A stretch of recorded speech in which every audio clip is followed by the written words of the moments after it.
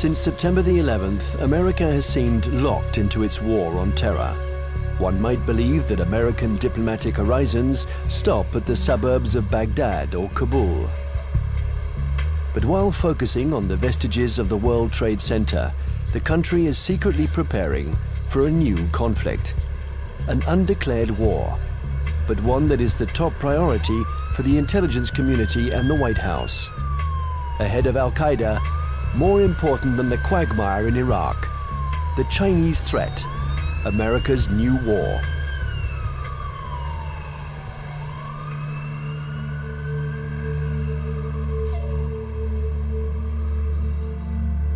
They have a term they call comprehensive national power, which is economic, political, military, all together, cultural. And they say this is the essence of China. This is the time for China to rise. Our time has come. This is the Tang Dynasty again. We are a great power. We are a world power.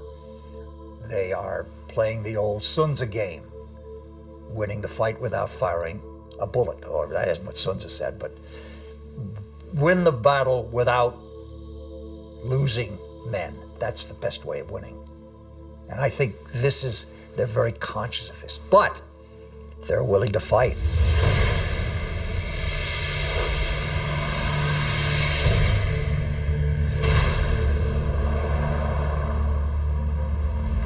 The world will, run by three first-class countries. One is USA, United States of America. Another is USE, United States of Europe. Then the Greater China. At this point, at the current point, I think the possibility to see a USE is very slim. But the USA stay as top one country is something sure, right?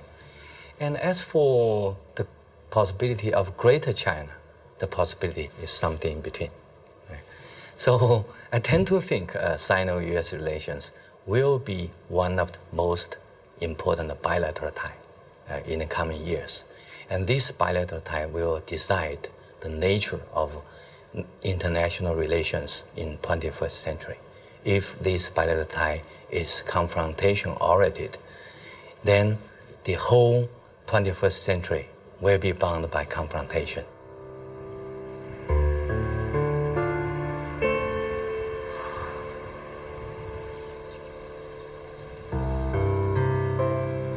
Kinmen Island, the actual frontier between the two giants, and where the ultimate confrontation may take place.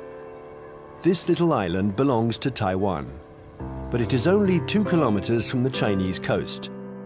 From here, one can see the inaccessible banks of Fujian province, where hundreds of ballistic missiles point at Taipei.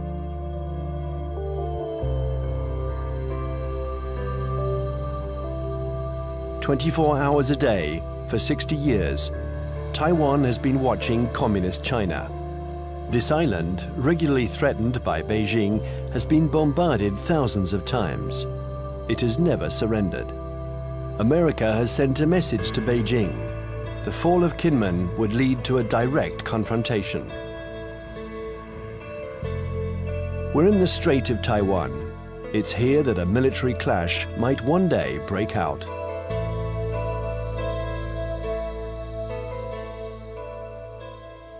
Taiwan is one of those emotional hot-button issues, the way Jerusalem is to Palestinians and Israelis, the way Kosovo was to the Albanians and Serbs. And for most mainland Chinese, Taiwan is rightfully a Chinese province. This was territory that they believe was stolen from China by Japan in the 1895 war, and that the United States prevented reunification during the early stages of the Cold War because of our opposition to communism.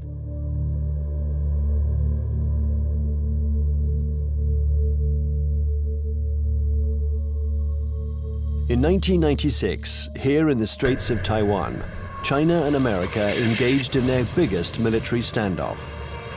The ongoing elections in Taiwan annoyed the regime in Beijing. So the Chinese army decided to launch huge military maneuvers to test the Americans' reaction.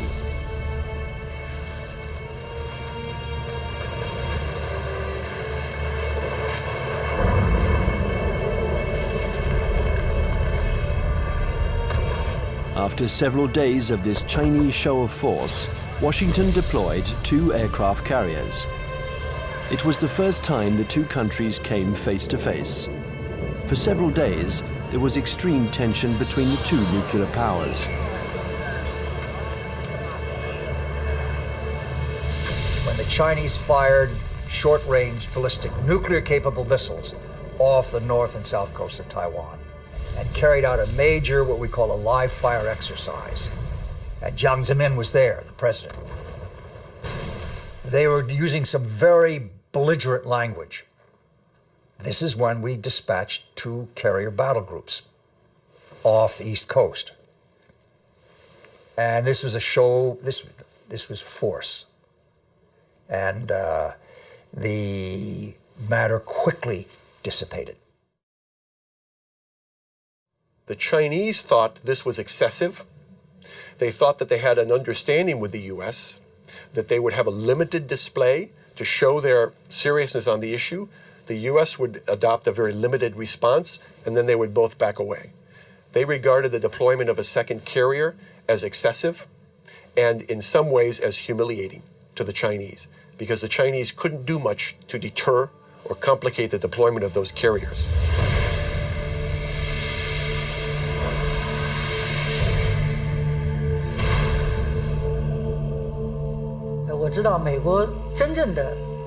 I know this story well, and I can tell you that the truth is very different from the American propaganda. I was there in 1996. The Americans had promised to send an aircraft carrier to Taiwan for Election Day to protect Taiwan. But actually, the only American ship near Taiwan was the electronic spy ship Bunker Hill. And it was more than 200 nautical miles away. And the first American aircraft carrier was 600 nautical miles from Taiwan. So the truth is that the Americans announced that they were coming, but they kept their distance. They wanted at all costs to avoid any incident, and they didn't dare approach our army.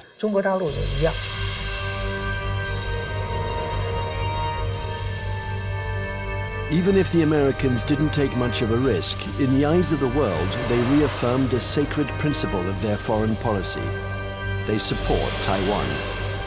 And they will continue to do so, regardless of China's growing power. I think believes Taiwan is very important for a number of reasons, not to mention the fact that it's our 8th largest trading partner, our 6th largest market for agricultural goods. It's one of America's most important sources of high-tech semiconductor products.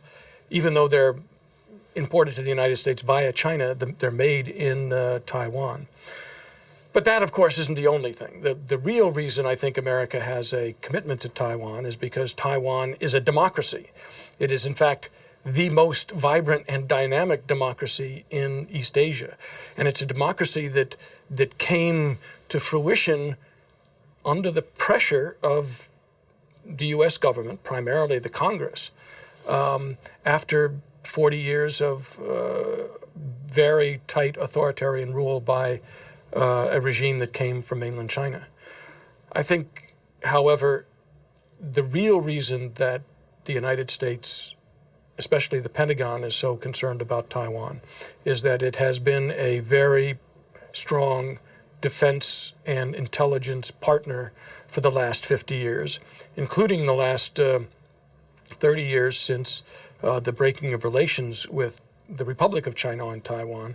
We have still maintained a very strong defense relationship and a very strong intelligence collection relationship with Taiwan.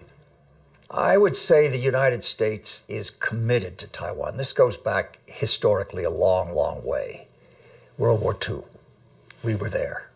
And we were looking for a strong, unified, democratic China. Well, we got 2/3 of it. Strong and unified, not democratic. Now we're calling China a responsible stakeholder. We've got half of it. We've got a stakeholder, but not a responsible one yet. The U.S. feels that we have an obligation, legal, moral, to Taiwan, that we cannot stand idly by and let this be taken over by what looks like an authoritarian, communist-influenced power. This cannot be.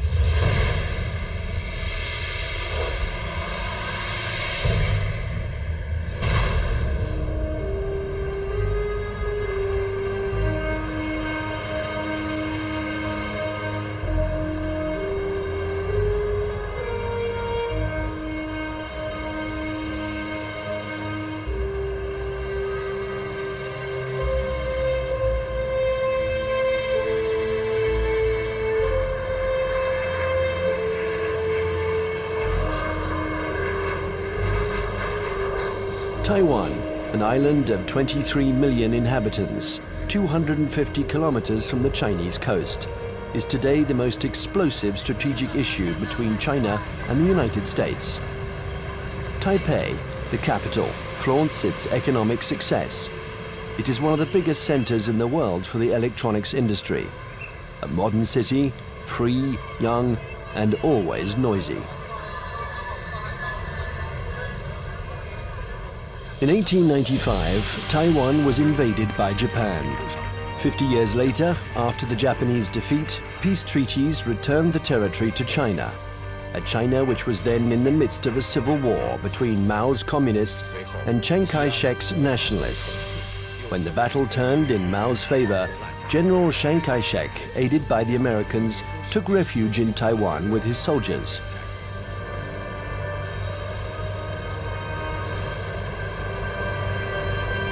Since then, two Chinese governments have coexisted. In Beijing, the communist regime that controls the entire mainland. And in Taipei, the nationalist regime, having become little by little a democracy, calling itself the Republic of China, which rules only Taiwan. Officially, these two governments both claim to be the legitimate representatives of all the Chinese. Taiwan is not recognized as a state by the UN. Only 20 small countries maintain diplomatic relations with the island. A fragile independence, while Beijing still considers Taiwan as the 23rd province of the People's Republic, a rebel province that the regime intends to reunite with the motherland. I would say two major motivations. There are many others, but two major ones. The first one is national pride, unification of China. They are committed to this. This is a strong emotional drive in China. And you don't downplay it. It's real. It's powerful. The second is strategic. They know through history, if Taiwan is in unfriendly hands, that China is very badly affected. If you turn the globe around, and if you were the Navy commander of the Chinese armed forces, then you will see the only way to protect my coastline is to extend our defense and power projection capability far away from our territory. Why I need to do that? Because the economic center, financial center, education center, production center of today's China is all on the coastline. So the Navy's mission is to make sure that nobody touched this so I can continue to grow. To go out, you have a big stone right there. You can go other places, but there is a stopper, a stone blocking your way, and that's Taiwan. Now, Taiwan depends on the outcome of elections that could change its executive power and stock market risks that can endanger its economy. Beijing, nevertheless, has understood that whatever the mood on the island, especially when it is favorable to political reconciliation, the strategy must never change. Imperturbable, the communist regime continues. On one hand, to offer Taiwan favorable business privileges on the mainland. On the other hand, it regularly reiterates its military threats. If the Taiwanese are too insistent about their desire for independence, they're going to have to fight for it. Whatever Taiwan's political tendencies, Beijing's position doesn't change one iota.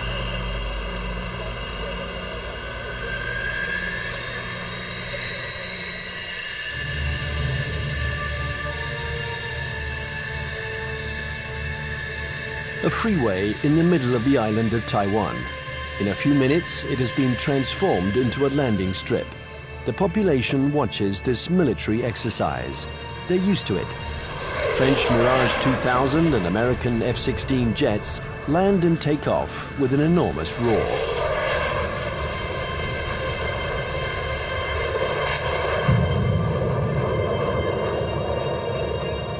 Faced with the uncertainty of American support, Taiwan organizes its own defense. Everyone knows that the airports will be the first target. Strategists on both sides of the strait affirm that the war will first begin with an air battle.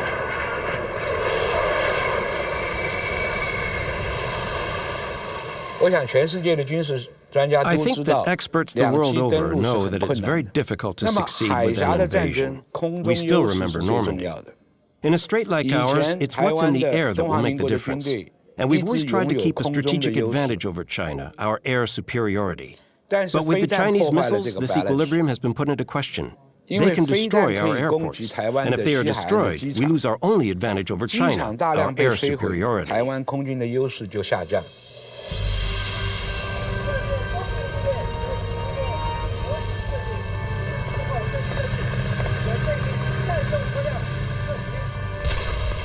Taiwan's military power is concentrated in its air force, but also in special ground forces. They are training to face the Chinese People's Liberation Army. In the event of a conflict, they expect elite Chinese troops to parachute onto the island to attack strategic targets. Every Taiwanese people here knows that when the war comes, Taiwan is going to take the first bullet. We are going to take the first bullet, and probably we're going to take the bullets continue for about 2 weeks until a month, until that the United States coming. And there's no way that U.S. will come here to fight a difficult fight. If they really want to get involved, it's better for them that to wait when the Taiwanese people, we are wearing down the Chinese elite troops and give them the huge number of the sacrifice. And then the U.S. can come in and clean out the battlefield and win an easy fight. Everybody in Taiwan knows that.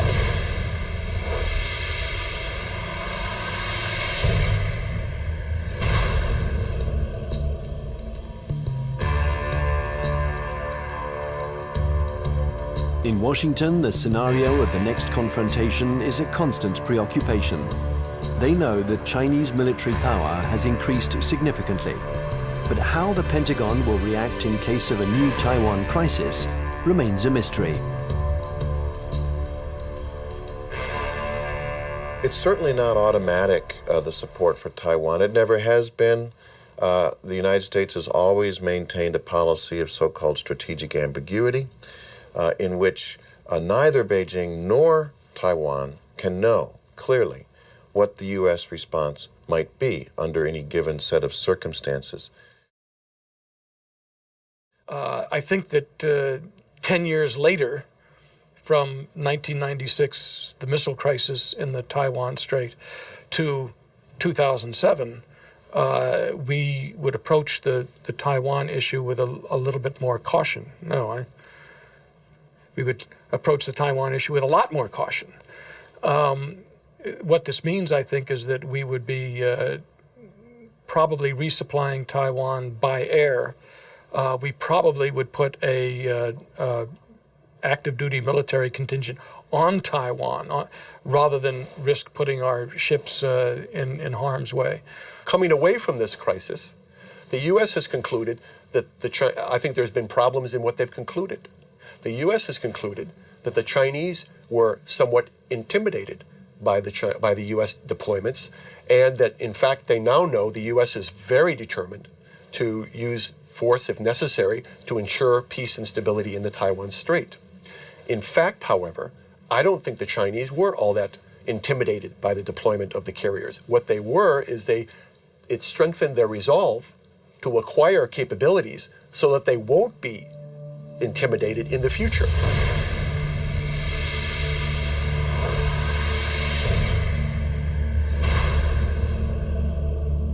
Since the 1996 confrontation between China and the United States around the Taiwan issue, I think China's military modernization speed up. And people saw some achievements, right? Now China owns J-10. That's the typical third generation fighter. And that made China is the third country that can independently produce the third generation firefighter. I think that's a strong signal to the US side, what achievement on military modernization on PLA side. If China's own terminal objective is trying to so-called unify Taiwan by using force to take over, I think their military capability is good enough. But I don't see that, because they're increasing their military budget over the last decade, almost every year, 2 digits.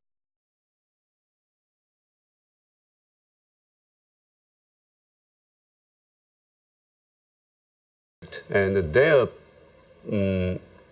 budget is not transparent.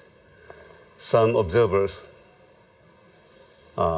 calculated, they said, well, in fact, the real number could be triple or double the current budget that they made it public. So why they are doing it?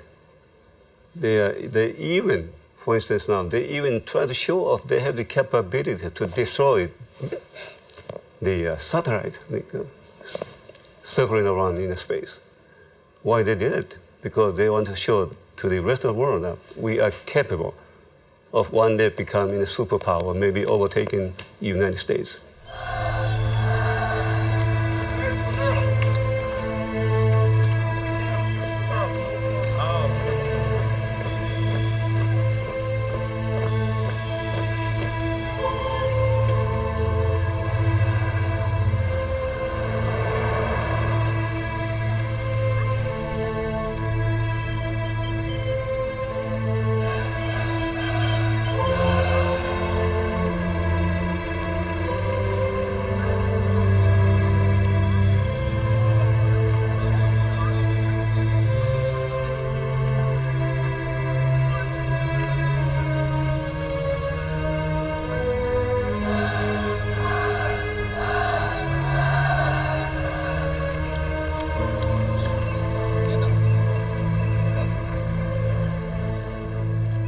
Frankly speaking, the status quo balance of power is still strongly in favor of the United States.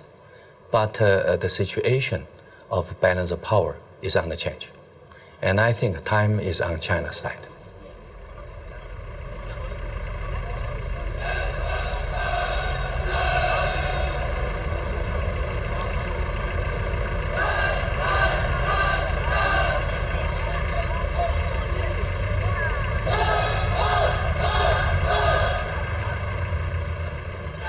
Since the 1996 crisis, the United States and China have often had occasion to test each other's resolve.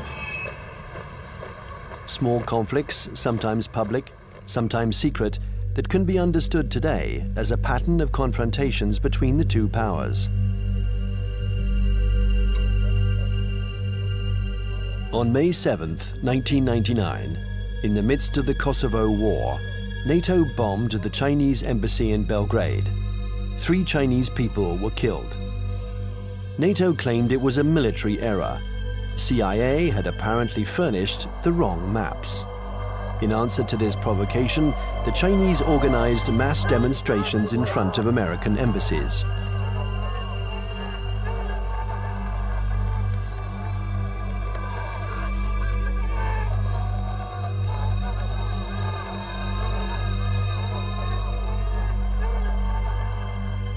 Less than 2 years later, China had its revenge. The 1st of April 2001, an EP-3 took off from its base in Japan.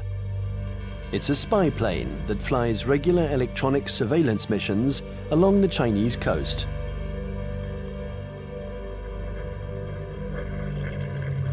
After 6 hours of flight, while still in international airspace, the American airplane was intercepted by 3 Chinese jets. This had been going on for some months. The Chinese planes came within a few meters of the American plane, a little game that the pilots were used to. One of the Chinese pilots was Wang Wei, and the crew of the EP-3 knew him well. He had already shown through his past interceptions of U.S. aircraft that he was willing to take some very serious risks in coming very, very close to U.S. aircraft. They knew him well. Smart Alec, hot dog we call him. He's in the thing and screw you, and Sam, he comes up like this. Well, he comes a little bit too close.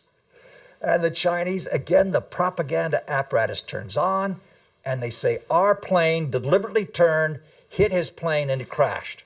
Your fault. And we said to China, that defies the laws of physics. The U.S. government had already expressed its concern over this to the Chinese government. I think in this instance, he miscalculated, and he allowed his aircraft to get too close, and it struck the U.S. aircraft, and it damaged his aircraft in a way that forced him to crash.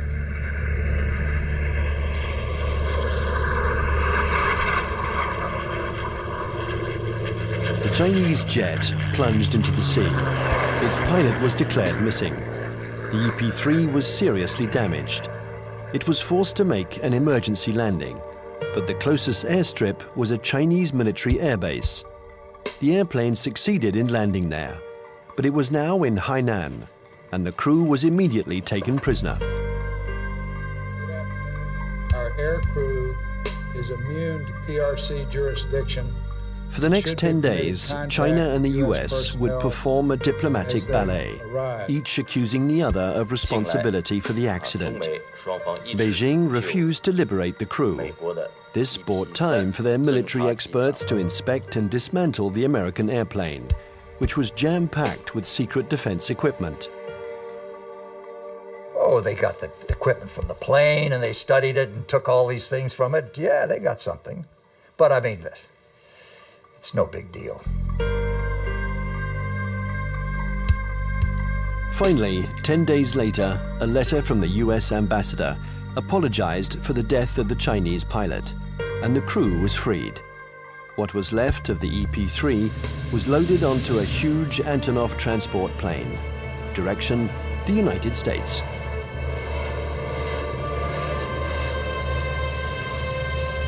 The People's Liberation Army did the same thing after each small battle. They analyzed all American techniques and strategies. It was almost an obsession with Beijing. Chinese military development was entirely oriented towards a confrontation with the US. In 1996, China understood that aircraft carriers were the main threat, so they tried to develop arms to counter them.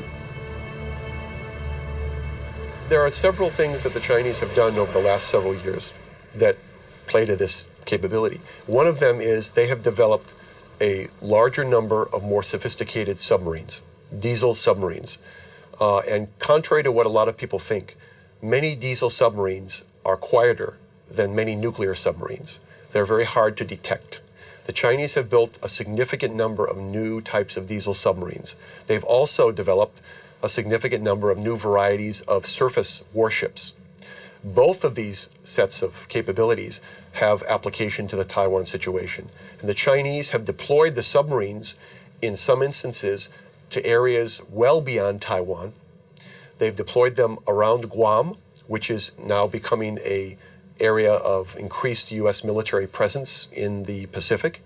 They've shown by doing this that they have the capability to deploy submarines into far deep water areas.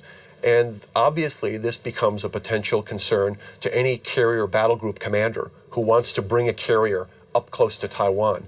We saw last October 26th, our carrier battle group, the Kitty Hawk, was in the waters in the vicinity of Okinawa. And all of a sudden, there emerged right in the middle of the carrier battle group, a very modern Chinese submarine that nobody had seen, nobody had heard. It came up within a few miles of the Kitty Hawk itself. And we know that this submarine is equipped with very advanced torpedoes, and that if it wanted to, it could have sunk our carrier. The Chinese know we are dependent on two things militarily in Asia. Number one, satellites. Number two, aircraft carriers. They have demonstrated to us they can take out each one. Will they ever do that? I doubt it. This is what you might call psychological warfare.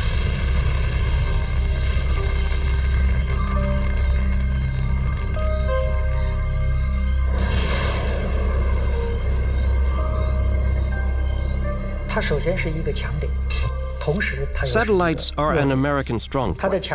But if you look closely, they can also be a weak point. The U.S. relies on satellites to control their entire communications network, and that's a weakness. Today, and we were able to verify this during the last conflicts, the American military depends too much on its electronics and satellites. This dependence reminds me of the Greek legend. The powerful Achilles, who was invulnerable, except for his heel. And satellites are a little like the American Achilles heel. The 11th of September 2006, the People's Liberation Army launched a missile that destroyed one of its own satellites. The explosion in space was obviously immediately detected by the Pentagon. There was consternation in Washington. Nobody had anticipated this Chinese initiative. The Chinese have had an anti-satellite program for some time now, and it's designed primarily to, again, to deter the United States or to complicate U.S. decisions in the event of a crisis. So yes, I think the recent shot by the missile to fire against their own satellite and shoot down their own satellite was designed to convey a signal to the United States about the fact that the Chinese are not simply going to sit back, in their view, and allow the U.S. to have predominant influence.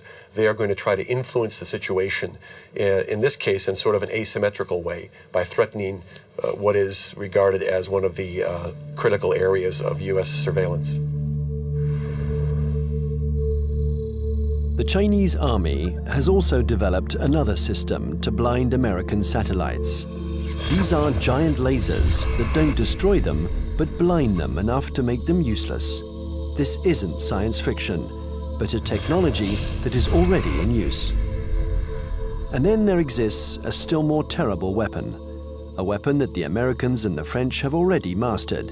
Its development was a priority for the Chinese army. The Chinese have followed very closely the American dependence on the electromagnetic spectrum, the use of communications and networking among satellites and ships and command systems to fight a war. They saw what happened in the first Gulf War, they saw what happened in Kosovo, they watched Afghanistan, they watched the second Gulf War, and they realized that we are more and more dependent on the electromagnetic spectrum and moving communications back and forth. And an electromagnetic pulse, which is produced by detonating a nuclear weapon, usually fries transistors and stops that kind of communication. An electromagnetic impulse weapon uses a nuclear explosion to generate an electromagnetic wave. When this wave hits boats or planes, it instantaneously destroys all electronic equipment. No one dies, provided they are far enough away from the nuclear explosion. But the American battleships, totally dependent on electronics, would immediately be disabled. The Pentagon report described a nuclear detonated or nuclear generate EMP. I asked people in Pentagon, why don't you say they have conventionally generated EMP? They say, we don't want them to know whether we know them. The conventionally generated EMP is less problematic and it is more useful or more usable, because when you have this EMP, there will be no nuclear fallouts. There will be less international protests. They already have it.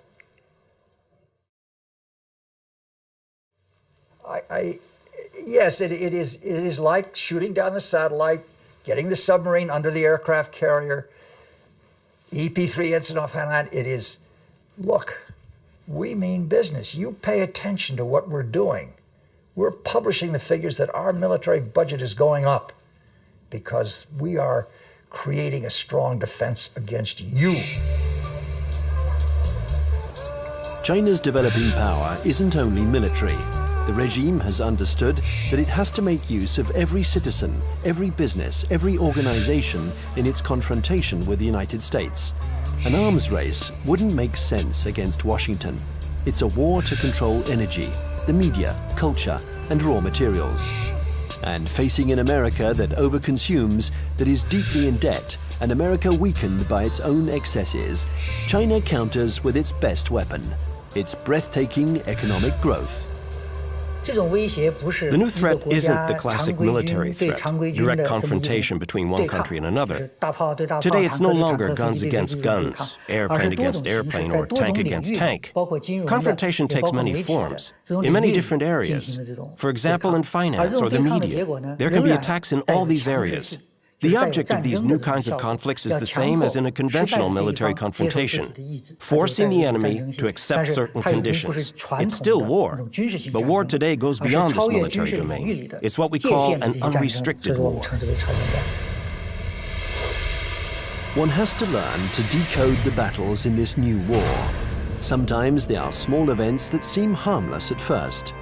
Thus, on February 27, 2007, the main American stock indexes plunged.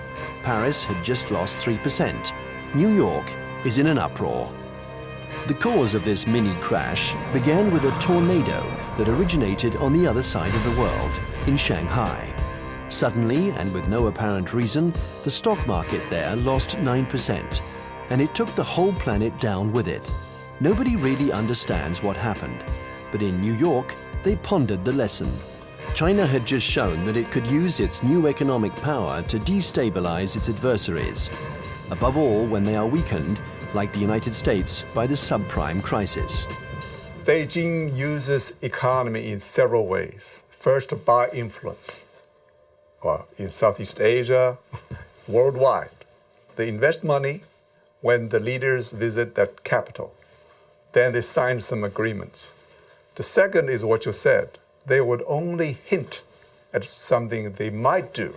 For instance, the now $1.2 trillion US foreign reserve of China as of the end of March 2007, 40% of them are deposited in United States Treasury bills. So if Beijing decides to transfer that to euros, it will be very painful to the United States. But Beijing doesn't need to say. It only hints here and there. And Washington feels a big headache. Thus, China and America multiply their battlefields. There is the piracy of Hollywood DVDs, the recall of Chinese toys by American builders, the reception of the Dalai Lama in Washington, the buying up of oil companies by Beijing, hundreds of conflicts. China and America think that they have to dominate in order to survive. The US consumed over 35% of the whole, global consumption, right?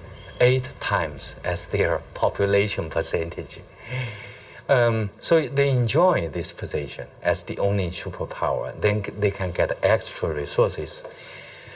So there is a bipartisan support stance for US foreign policy. They will remain as the only world leader in the world. And then they will keep alert against any country, no matter the name of this country, China, French, Russian, Germany, India, Brazil, any country that can threaten the US dominance, that will be a problem.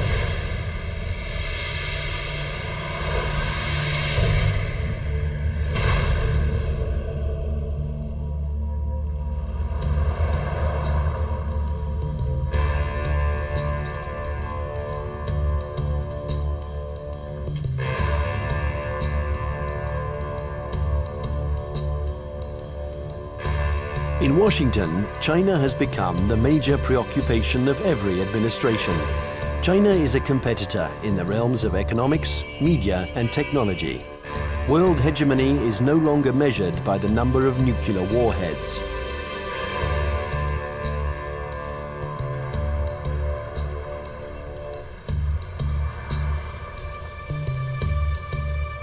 Congress has even created a permanent investigation commission, unique in its kind, whose mission is to study the economic and security challenges posed by China.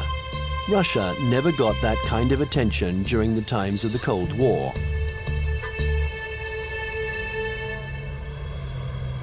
There is a global plan from China. They have two. One was started in March 1986, called the 863 program, and one in March 1997 called the 973 program. The first, the 863 program, called the Torch Plan, was a global plan designed to gather and bring to China dual-use technologies that could be used to improve China's technological base and economy and industry while improving its military capacity. And it's an organized thing, you know. Each industry every year from the central government gets goals and targets and objectives and gets told to send people out and go do that. So it is organized, and it's not perfect, but it's organized. And the 973 plan is a parallel designed to improve their capacity in basic research and innovation. People in the States pay too much attention to China. So there are some oversensitive on China. Then this oversensitive leads to a lot of, over-exaggerate conclusion. So that's no good to find the real fact. I think the real fact is that the economic power of China is still far ahead of, far lack of United States, not to mention military power.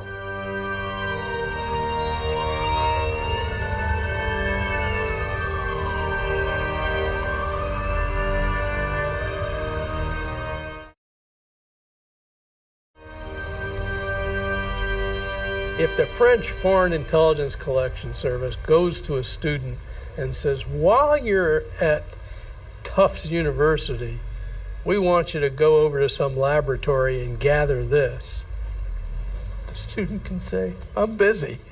It's going to interfere with my dissertation.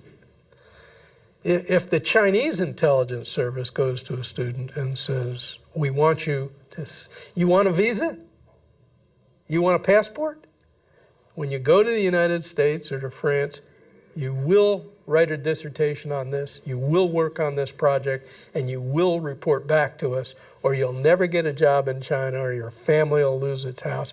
Now, they have the capacity to do that. The United States cannot maintain itself as a superpower if we allow our industrial production to be offshored, to be outsourced. And that's what's happening now. We're finding very large amounts of our basic core industries. And I don't mean just like steel. Steel is one of them, copper, basic, resources. But things like semiconductors. And when we find that our semiconductor industry has gone from 12, state-of-the-art wafer fabs to 3, because more and more are being built in Taiwan and Japan and, well, not in Japan, in South Korea. And in China, if we're allowing our, state-of-the-art, cutting-edge electronic science and technology research and development move to China, we can't survive as a superpower.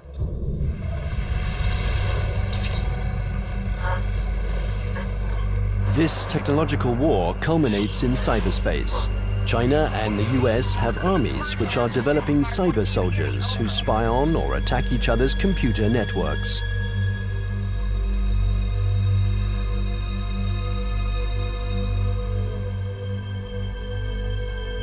In March 2006, the US State Department decided to buy 16,000 computers from Lenovo, the Chinese company that had just bought out IBM. Some of these computers were meant for networks that circulate secret defense data. Larry Wurtzel and his commission intervened to stop the delivery.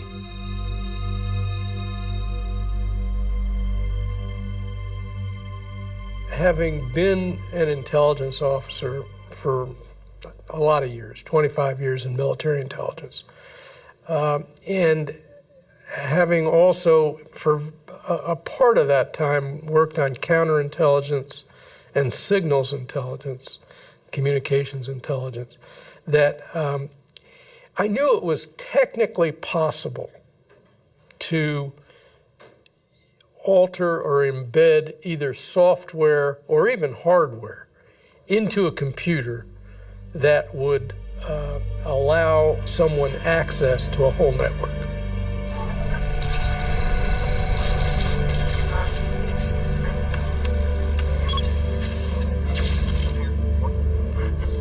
The entire Bureau of Export Controls of the Department of Commerce was attacked and shut down by, turns out, hackers from China.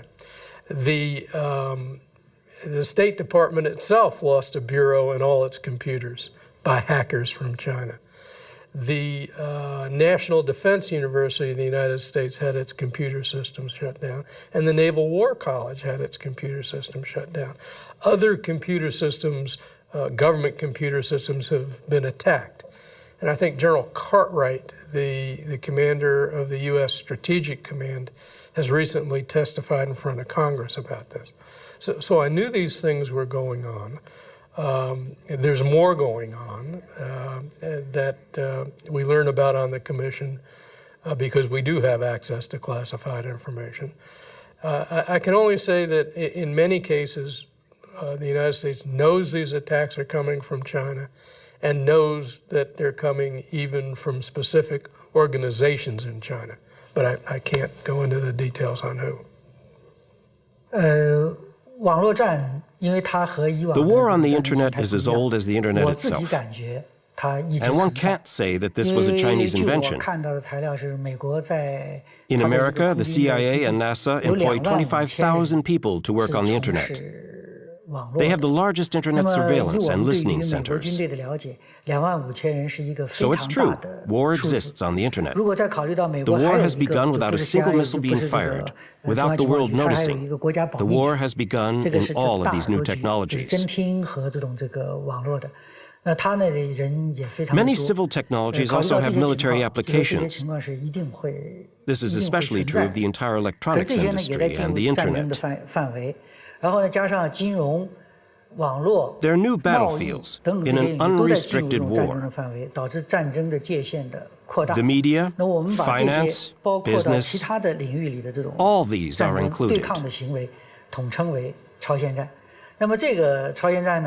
It's a war because there is real antagonism, and both parties try to take advantage of their adversary. It's a new form of war, the unrestricted war.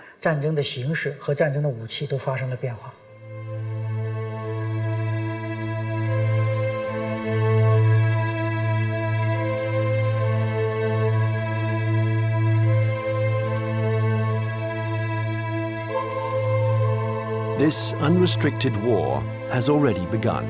Almost everywhere in the world, there is a fight for oil, for water, for resources that are dwindling in the eyes of the West because of China's development.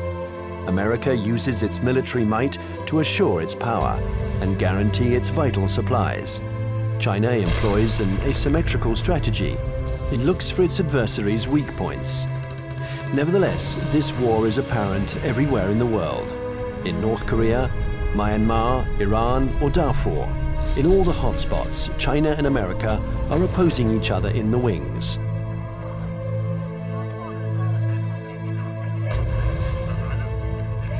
Remember the words of Deng Xiaoping: there cannot be two tigers on the same hill.